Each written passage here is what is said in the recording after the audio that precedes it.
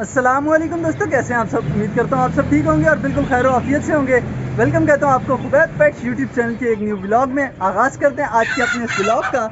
और सबसे पहले आज आप लोगों को मैंने दिखानी है अपनी डायमंड डव्स। कल इसके ऊपर मैंने एक डिटेल वीडियो बनाई थी कि किस तरह से हम अपने डायमंड डव का सेट कर सकते हैं और किस तरह से हम डायमंड डव से ब्रीड हासिल कर सकते हैं। तो माशाल्लाह से इस वक्त मेरे पास जो है तकरीबन 20 पेयर जो है डायमंड डव के कंप्लीट हो चुके हैं। कुछ डायमंड डव के पेयर ऐसे हैं जिनके पास अभी तक दाने वाले पॉड नहीं है यार। इंशाल्लाह इस संडे तक इनके दाने वाले पॉड लाने हैं और संडे तक क्या होगा कि इनको मैं इस तरह से फ्लोर पर दाना डालूंगा, क्योंकि डायमंड डव एक ऐसा बर्ड है जो कि फ्लोर से यानी ज़मीन से दाना उठाकर खाने को ज़्यादा पसंद करता है।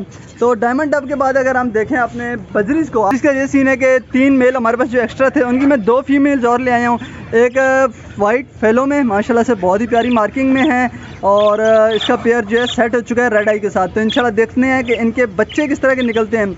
इसके अलावा ग्रीन बहुत प्यारा पेयर लाया था यार मैं, दोनों मेल फीमेल ग्रीन थे, बहुत ही दिल से लाया था, लेकिन अनफॉर्चुनेटली फ़ीमेल इसकी मर गई। तो यहाँ पर जो मेरे को फ़ीमेल अब मिली है वो ब्लू कलर में, इसके अंदर थोड़ी सी येलो मार्किंग है। तो मुझे उम्मीद है इंशाल्लाह इनके बच्चे भी जो है बहुत ही खूबसूरत तरह के निकलेंगे। तो अब वेट करना है कि ये अंडे दें और इनके कुछ बच्चे जो हैं हम देखें किस तरह के निकलते हैं। इसके अलावा अगर यहाँ पर मैं बात करूँ इस एक सिंगल मेल की, तो इसके लिए भी यार फीमेल लेकर आनी है। पूरी कोशिश करूँगा आज ही मार्केट जाऊँ और जो इसकी फ़ीमेल है वो मैं लेकर आ जाऊँ। हो सकता है शाम में जाऊँ, लेकिन कोशिश करूँगा कि आज के दिन में इसके लिए मैं एक फ़ीमेल ले आऊँ ताकि हमारे पास बजरीज़ के 6 जोड़े पूरे हो जाएँ। बजरीज़ के 6 जोड़े कंप्लीट होने के बाद इसके बाद इंशाल्लाह मेरा इरादा है कि बजरीज़ की एक अलग से कॉलोनी बनाएंगे यार वो कॉलोनी सिर्फ़ और सिर्फ आप लोगों के लिए मैं बनाने वाला हूँ। इसकी वजह क्या है कि मैं चाहता हूँ आप लोगों को भी मैं दिखाऊँ और बताऊँ कि किस तरह से बजरीज़ से आसानी ब्रीड ली जा सकती है। बहुत से मेरे व्यूवर्स, बहुत से जो सब्सक्राइबर्स हैं वो इस शौक़ में न्यू हैं और मैं चाहता हूँ कि आप लोगों को मेरी वीडियो से ज़रूर कुछ ना कुछ सीखने को मिलता रहा करे। तो इसलिए मैं सेपरेट भी बर्ड्स रखने वाला हूँ, यानी कि हर तरह का बर्ड जो मेरे पास जैसे फिंचेस हैं, बजरीज़ हैं और जावा वगैरह, उनकी कॉलोनी भी लगाऊंगा और सेपरेट भी रहूँगा। तो आप लोगों को प्रैक्टिकल करके दिखाया करूँगा कि हम किस तरह से बर्ड से ईजिली ब्रीड ले सकते हैं सेपरेटली, या जो केज बाई केज सिस्टम होता है उसमें या कॉलोनीज़ में। तो और यहाँ पर बजरीज़ के बाद अगर बात करें तो ये जो हमारी फिंचेस हैं, म्यूटेशन फिंचेस, इनकी भी मैंने जो है मटकियाँ निकाल के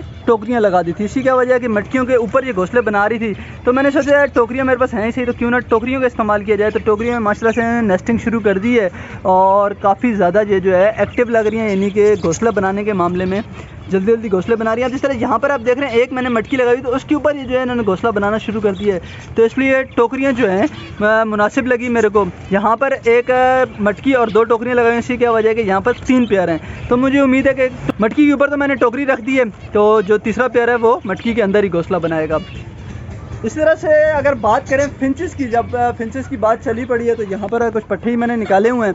बात मैं ये कर रहा हूँ कि बहुत से दोस्त जो है कमेंट करके पूछ रहे हैं और कुछ जो है इंस्टाग्राम के डीएम में आकर एक ही बार बात पूछ रहे हैं कि क्या फिंचेस का कुछ फ्यूचर है, आगे फिंचेस में हमें इन्वेस्ट करना चाहिए, फिंचेस की मार्केट किस तरह की चल रही है। तो फिंचेस की मार्केट का ये सीन है कि फिंचेस की मार्केट अभी बहुत ज़्यादा फ्लक्चुएट कर रही है, कभी बहुत ज़्यादा डाउन चली जाती है तो कभी बहुत ज़्यादा अप तो नहीं होती, लेकिन कुछ अप हो जाती है। जैसे कि मैं अगर 1-1.5 साल पहले की बात करूं तो फिंचेस जो है आई थी 300-400 पे, फिर अचानक से 1200 रुपये पर आ गई थी और 1200 के बाद फिर ऐसी गिरी। आज से तकरीबन 1.5 साल हो गया है कि दोबारा ये ऊपर जाने का नाम ही नहीं ले रही। इस वक्त जो कराची में फिंचेस का रेट चल रहा है वो तकरीबन 200 रुपये 250 रुपये जो है मार्केट जाल रेट चल रहा है। लेकिन इंशाल्लाह अभी कुछ उम्मीद लगी है कि रेट जो है ऊपर जाएगा, क्योंकि ये जो संडे गुजरा है इसमें रेट 300 रुपये तक भी गया था। तो अपकमिंग संडे जो है उसमें रेट और अच्छा होगा और उसमें एक बेहतर अंदाज़ा हो सकेगा कि फिंच की मार्केट किस तरफ जा रही है। तो चलता हूँ फिंच कॉलोनी के अंदर और आप लोगों को तफसील से बताता हूँ कि क्या फिंचेस जो है प्रॉफिटेबल बढ़ रहा है या नहीं। तो फिंच अगर हम लगाते हैं तो इससे हम किस तरह से प्रॉफिट कमा सकते हैं। तो दोस्तों अगर फिंच के पास्ट की बात की जाए, यानी जो गुजर चुका है वक्त, उसकी बात की जाए जिसका मैं खुद गवाह हूँ, यानी कि मैंने वो वक्त देखा है, तो एक टाइम था जब फिंच का पेयर 7,000 रुपये 3,500 रुपये का था, यानी कि जो हमारी वाइट चिक है वो अलग से सेल होती 7,000 रुपये पेयर की और जो हमारे ब्लैक चिक के पेयर हैं वो 3,500 रुपये का। ऐसा सीन था कि जब मैं नए नए शौक में आया था तो फिंच का जो मैंने ब्लैक चिक का रेट पूछा था वो 3500 रुपये था और वाइट चिक का जो रेट पूछा था वो 7,000 रुपये था। तो उस वक्त मैंने जो है अपना शौक़ शुरू किया था अपने ये ज़ेब्रा फिंचेस से, जिनकी यहाँ मैं पिक्चर अटैच कर रहा हूँ, यानी कि ये मैं रेफरेंस के लिए पिक्चर अटैच कर रहा हूँ। इनसे मैंने अपना शौक़ शुरू किया था।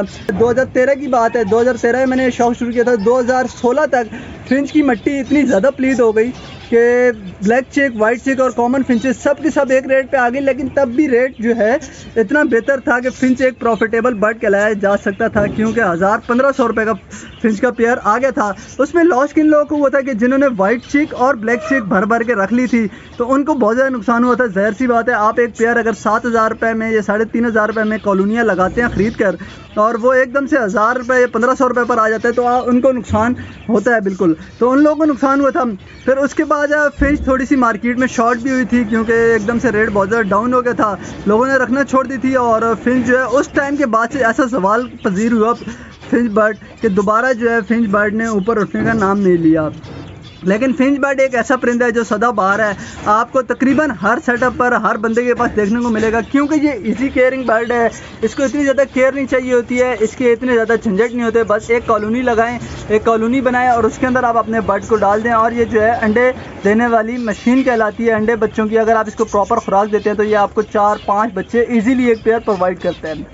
और अगर बात की जाए करंट सूरत हाल की, तो करंट सूरत हाल ऐसी है कि बर्ड इस वक्त फिंच जो है बहुत ज़्यादा सवाल पजीर हुआ पड़ा है। फिंच का रेट कराची की मार्केट की बात करूँ तो तकरीबन 200 रुपये से 250 रुपये पर पेयर इस वक्त मार्केट में चल रहा है, जो कि बहुत ही ज़्यादा बुरा रेट है। क्योंकि फिंच कंगनी की बात की जाए, फिंच की खुराक की बात की जाए, तो वो 280 रुपये 300 रुपये किलो सेल हो रही है। और फिंच का एक पेयर अगर 200-250 रुपये में सेल हो तो बिल्कुल ज़ाहिर सी बात सामने नज़र आती है कि इसमें इस वक्त कोई प्रॉफिट नहीं है। आप इतना टाइम देते हैं, आप इतनी मेहनत करते हैं, यानी कि फिंचेस को सिर्फ दाने के अलावा और ही बहुत कुछ चाहिए होता है, जिसमें मल्टीविटामिन है, समुद्री झाग है, कैल्शियम है, ये सब चीज़ें देनी होती हैं। तो इतनी मेहनत करने के बाद अगर आपको आखिर में 200 रुपये पर पेयर मिले तो कोई फ़ायदा नहीं है इस तरह की चीज़ रखने का। और सारा गेम जो होता है डिमांड एंड सप्लाई का होता है, तो अब ऐसा ऐसा फिंच की डिमांड जो है वो बढ़ रही है। वैसे फिंच की डिमांड जो है मैंने आपको बताया कि हमेशा से रही है, तो अब सप्लाई जो है कम होगी तो उम्मीद है फिंच का रेट ऊपर जाएगा। लेकिन फिर भी मैं आप लोगों को ये मशवरा दूंगा कि आप कॉमन फिंचेस की तरह अब बिल्कुल ना आएँ, क्योंकि फिंच जो है फ्लक्चुएट करती रहेगी मुसलसल। तो बेहतर यह है कि आप फिंच की म्यूटेशन की तरफ जाएं।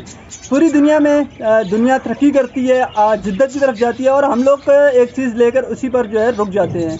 यानी कि हमने कॉमन फिंचेस पालना शुरू की तो हम कॉमन फिंचेस पर ही रुक गए, फर्दर इनसे कोई म्यूटेशंस नहीं बनाई, इन चीज़ों पर वर्क नहीं किया, क्योंकि हमारे पास कुछ नॉलेज की कमी है। और ज़ाहिर सी बात है कुछ काउंसलिंग करने वाले नहीं हैं जो कि एक आम बंदे को बता सकें किस तरह से बर्ड में इन्वेस्ट करें, किस तरह से बर्ड से दूसरी म्यूटेशन बनाएं और एक अच्छी पैसिव इनकम कमाएं। कुछ चैनल हैं यूट्यूब पर जो कि तरीक़ाकार बताते रहते हैं कि किस तरह से हम मुख्तलिफ म्यूटेशन प्रोड्यूस कर सकते हैं कॉमन ज़ेब्रा फिंचेस से। तो मैं आप लोगों को यही मशवरा दूंगा कि आप लोग जो है म्यूटेशंस की तरफ जाएं। Penguin finches, snow white finches, orange की सीरीज़ है, ब्रेस्टेड की सीरीज़ है, इस तरफ जाएं आप लोग। ये चीज़ें रखें, इंशाल्लाह इनका रेट मार्केट में हमेशा से अच्छा रहता है। एक अच्छा शौक करें और बर्ड की क्वांटिटी के बजाय आप क्वालिटी पर काम करें। आप कम परिंदे पाल लें लेकिन अच्छा परिंदा पालें, उसकी हेल्थ का, उसके साइज़ का ख्याल करें और उसके ऊपर मेहनत करें, तो ऐसा बर्ड आप बना सकते हैं जो आप डायरेक्टली एक्सपोर्ट करें, यानी बाहर दुनिया में भेजें, और उससे आपको एक अच्छी पैसिव इनकम हासिल हो सकती है। जी दोस्तों, तो ये था आज का व्लॉग। उम्मीद करता हूँ आज का व्लॉग आप लोगों को पसंद आया होगा। और जो दोस्त कमेंट्स में और इंस्टाग्राम पर फिंचेस के बारे में पूछ रहे थे, तो कोशिश की है उनको भी तफसील से कुछ बातें समझा सकूँ। अगर वीडियो पसंद आई है तो वीडियो को लाइक करें और अपना फीडबैक कमेंट बॉक्स में मुझको ज़रूर बताएं। चैनल को सब्सक्राइब करें और वीडियो को दोस्तों के साथ भी ज़रूर शेयर करें। इंशाल्लाह मिलता हूँ कल किसी नए व्लॉग, किसी न्यू टॉपिक के साथ। तब तक के लिए इजाज़त दीजिए। अल्लाह हाफिज़।